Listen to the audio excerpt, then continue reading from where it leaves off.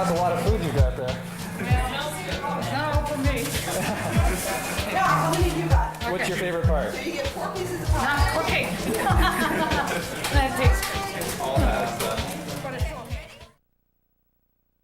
You're ready to sit down and rest for 2 days.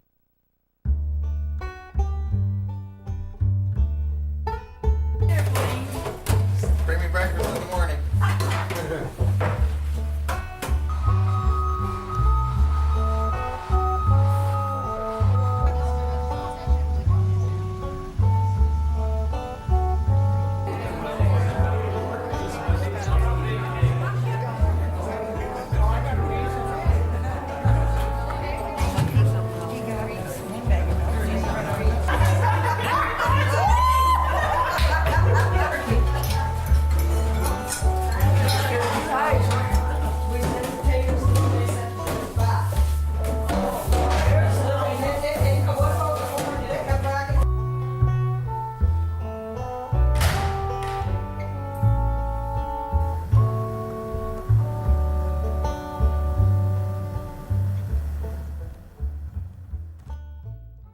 You know, it's not just the church supper, I think it's the Warwick supper. I think it's kind of epitomizes what a small town's about. You know, the one night that the streets are lined with cars and everybody's doors are wide open. And it was like about last week, 2 weeks ago, that I actually realized that I wasn't going to be at the supper this year. It wasn't something, I'd been planning to go off to university for a while, but it wasn't something that I'd realized till I was sitting in church the other day, and I'm like, this is going to be the first time in 19 years that I haven't been to the turkey supper.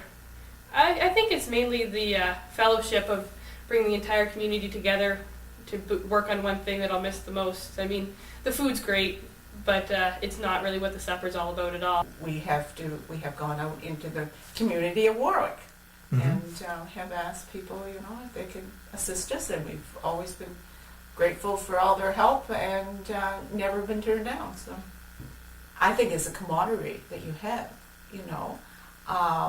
there are people that don't attend Warwick United, but live in the community and still volunteer, to help us. So I think people look forward to it, that they can see their neighbor that they maybe haven't seen, within the last month or two or whatever. Yes. And it just seems to pull together everybody, Back when it first started, you're not likely seeing a man in the kitchen.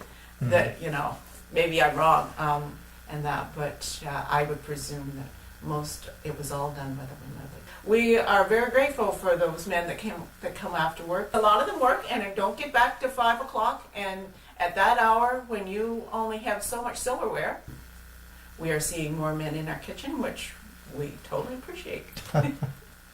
And it makes the men involved too, It's just not a woman's project. It's 30 years or 35 years of accumulated knowledge of how you do all of it. And knowledge passed on. And it's passed on, that's right.